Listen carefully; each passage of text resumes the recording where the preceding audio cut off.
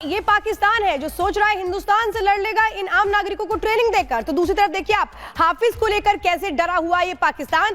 सांसें अटक चुकी है पाकिस्तान की। पाकिस्तान को अब ऐसा लग रहा है कि जैसे एबटाबाद में अमेरिका के जो अधिकारी थे, सैन्य अधिकारी, वो घुस करके ओसामा बिन लादेन को ढूंढते हैं फिर मार देते हैं, ठीक इसी तरीके से भारत भी हाफिज को पाकिस्तान में ढूंढ करके कहीं मार ना दे, इसके लिए अब हाफिज को बाकायदा वहां पर सेफ जोन में रखा जा रहा है। कैसे जो लोकेशन है वो बदली जा रही है और कैसे महफूज रखने की कोशिश हाफिज को हो रही है, देखिए।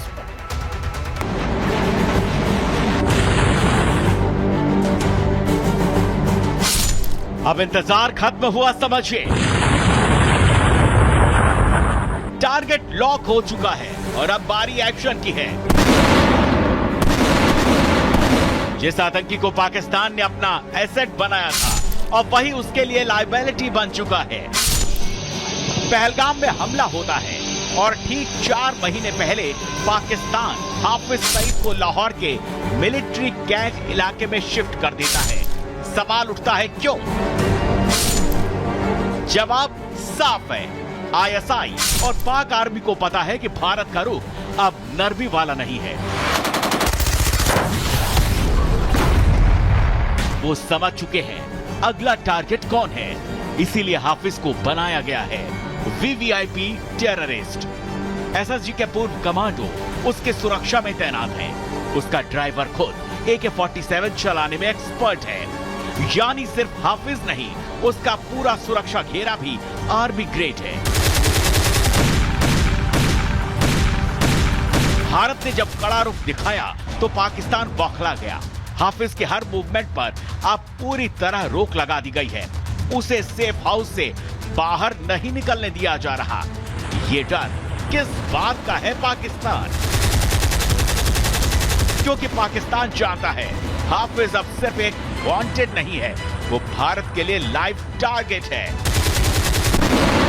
पाकिस्तान की कोशिश साफ है, हाफिज को बचाना, भारत से बचाना। लेकिन अब कहानी बदल चुकी है और इस बार कोई सीमा नहीं रोकेगी भारत के तेवरों को। Bureau report, Republic Bharat. और पाकिस्तानी टीवी चैनल्स पर भी भारत स्ट्राइक कर रहा है। जियो न्यूज को बैन कर दिया गया भारत में। जियो न्यूज का जो एक्स अकाउंट है और यूट्यूब चैनल है उसे भी सस्पेंड कर दिया गया है। तो बैक टू बैक वहां पाकिस्तान के जितने भी चैनल है उन पर ये कार्रवाई की जा रही है। और इसके पहले भी कई टीवी चैनल्स को, न्यूज चैनल्स को बैन किया गया था। उनके अकाउंट यूट्यूब से बैन कर दिए गए थे, हटा लिए गए थे। इस बीच पाकिस्तानी टीवी चैनल जो जियो न्यूज है उसे भी भारत में बैन कर दिया गया है। और इसके साथ ही जो एक्स अकाउंट है उसे सस्पेंड कर दिया गया है। जो यूट्यूब है उसे भी सस्पेंड कर दिया गया है।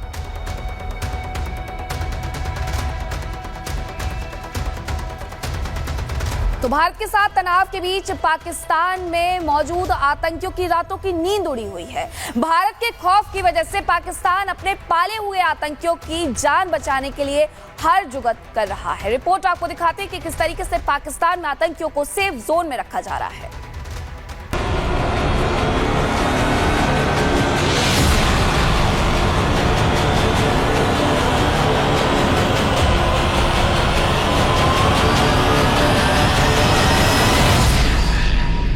सनातन से नफरत की बुनियाद पर बना पाकिस्तान हमेशा से आतंकियों का गढ़ रहा है। नापाक धरती पर बैठकर आतंकी धर्म के नाम पर निर्दोष लोगों की जान लेने के मंसूबे बनाते हैं। पाकिस्तान की कायर सेना इन कट्टर आतंकियों को भरपूर संरक्षण देती है।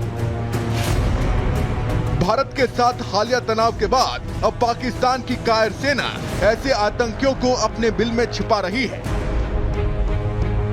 पाकिस्तान को डर है कि पहलगाम अटैक के बाद भारत आतंकियों को खत्म करने के लिए सर्जिकल स्ट्राइक जैसी कार्रवाई कर सकता है, जिसका निशाना ऐसे ही आतंकी हैं जो पाकिस्तान की सेना के इशारे पर भारत विरोधी साजिश रचते हैं। पाकिस्तानी सेना अपने इन्हीं पिट्ठुओं को बचाने के लिए हर तरह के हथकंडे अपना रही है। सूत्रों से मिली जानकारी के अनुसार लश्कर आतंकी हाफिज सईद लाहौर का अपना घर छोड़कर गायब है। माना जा रहा है कि हाफिज सईद आईएसआई के किसी गुप्त ठिकाने पर छिपा हुआ है। जैश-ए-मोहम्मद का सरगना मौलाना मसूद अजहर भी आईएसआई की मांद में है। मसूद अजहर ने बहावलपुर का अपना ठिकाना पूरी तरह से छोड़ दिया है। आईएसआई ने जकी उर रहमान लखवी को भी सीक्रेट लोकेशन पर भेज दिया है।